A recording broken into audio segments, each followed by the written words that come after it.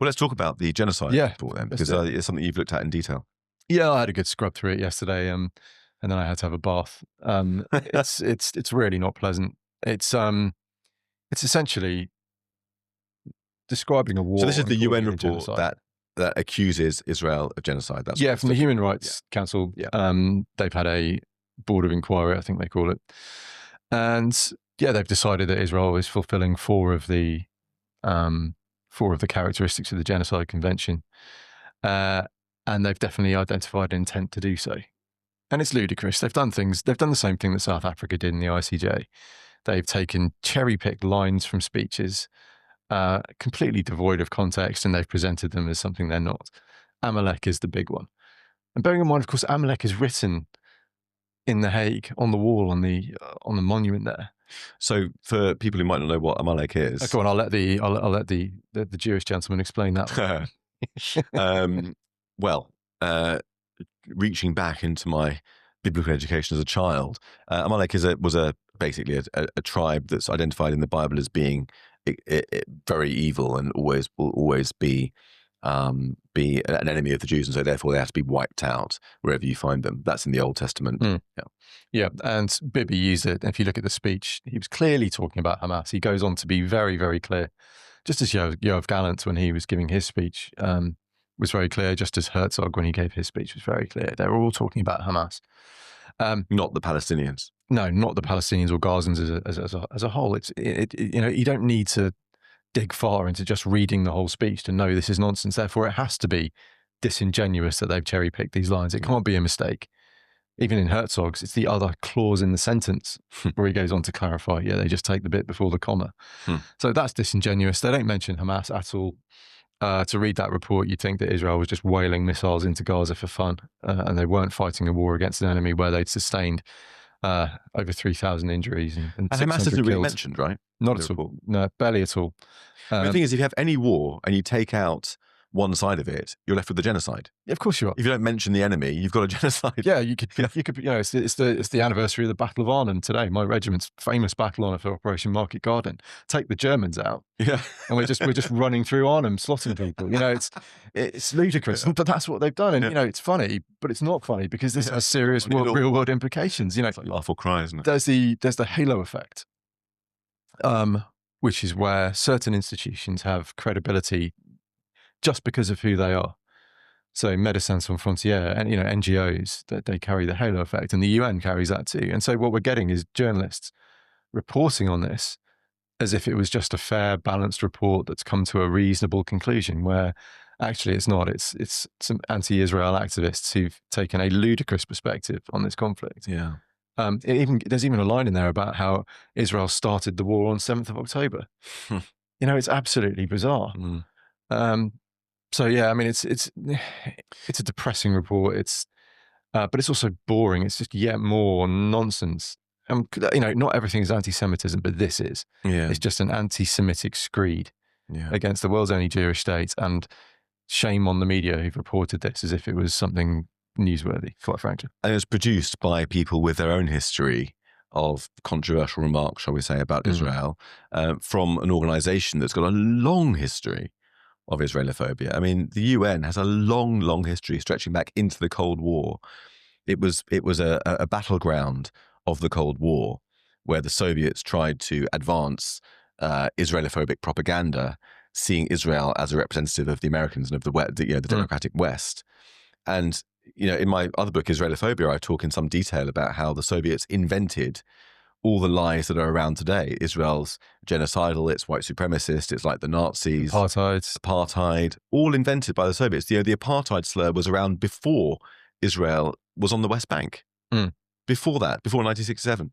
So genocide's been chucked around since at least 2014. Yeah, exactly. And, 1975, I think it was, the famous resolution was passed at the UN that Zionism is racism under the influence of the Soviets, which eventually was repealed in 1991 at the end of the Cold War, but had done a lot of damage since then. The stuff that people parrot on the streets, on the airwaves, in society, much of it was designed by what they called Zionologists, Kremlin. They were actually called Zionologists, Kremlin anti-Semites who took old Tsarist anti-Semitism, Protocols of the Elders of Zion and other stuff, and changed the language to make it talk about Zionism, and then transmitted it into the West and around the world via radio, via their Soviet embassies, via disinformation campaigns, via, all sorts of different infiltrations. And people don't realize that the shadow of the Soviet Union still lives on in their heads and is influencing the way that they think and the way that people think about it today. The Russians are masters at psychological warfare. They understand the West far better than we understand them. Yeah. I think we understand ourselves as well. Indeed. And, I think we fall into this universality trap where we assume that everyone, at the core, everyone really has the same values. Yeah. Everyone's really the same. Yeah. They layer on culture and religion and stuff like that, but you strip it away and everyone's really the same. Yeah. And I would suggest that is nonsense. Yeah. And the Russians think in a very different way than we do. Yeah. And you can see that, writ large in Ukraine, how that the brutality with which that war is being prosecuted by Russia. And I've been there recently, and I've seen those missiles coming in firsthand, just absolutely indiscriminate. I mean, there's a lot to say, isn't there, about how there's an instinct in the West to assume that other people are basically fine.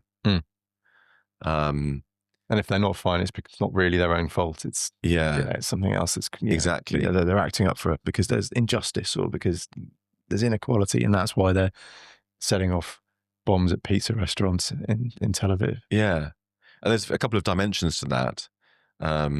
There's the psychological dimension.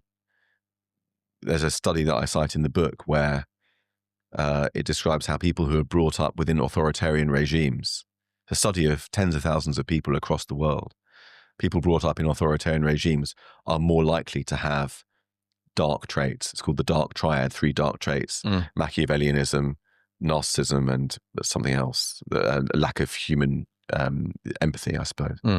But people in democracies are more likely to have the opposite, a light triad of qualities of humanity, of empathy. Interesting.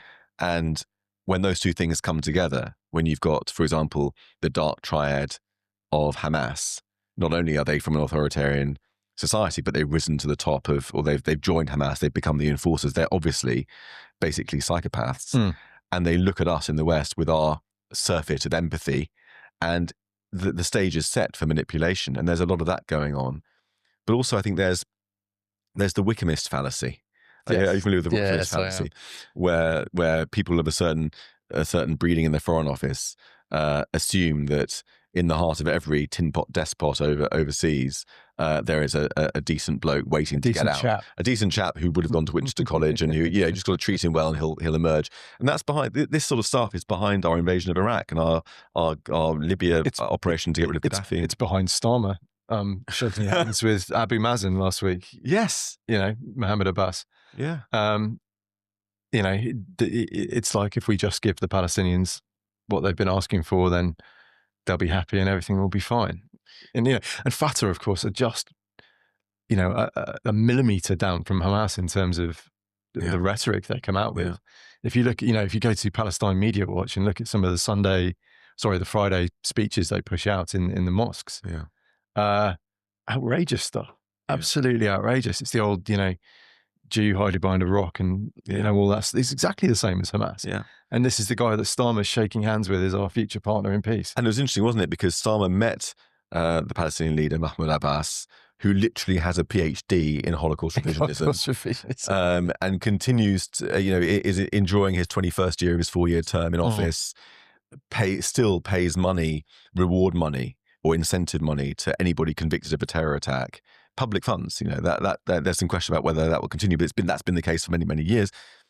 The Prime Minister welcomes him to Downing Street, is pictured shaking his hand, and yet the President of Israel, who came pretty much the same week or within a week, gets a very different treatment. He didn't get the shaking hands at Downing Street. He wasn't welcomed to Downing Street. Did the Prime Minister even meet him? I don't think he did. Yeah, I think there was a picture of them across the table with each other. Yeah, but it was entirely different. It's very awkward. And it's just a complete inversion of the, of values. People have become so blinded to our own finger waving that we've lost sight of the fact that, Israel's flawed. Yeah, there are errors, whatever. But you've got basically a democracy against jihadism that want to kill us too. it's not. It shouldn't be difficult to decide which side you're on, and yet it is. And it was on the day that there was that shooting in, I think it was Jerusalem, wasn't it? On the buses. That same day is the day that our Prime Minister thought it appropriate to meet with the figurehead of the ones who'd done the shooting rather than the victims. Yeah. It really is this incredible inversion.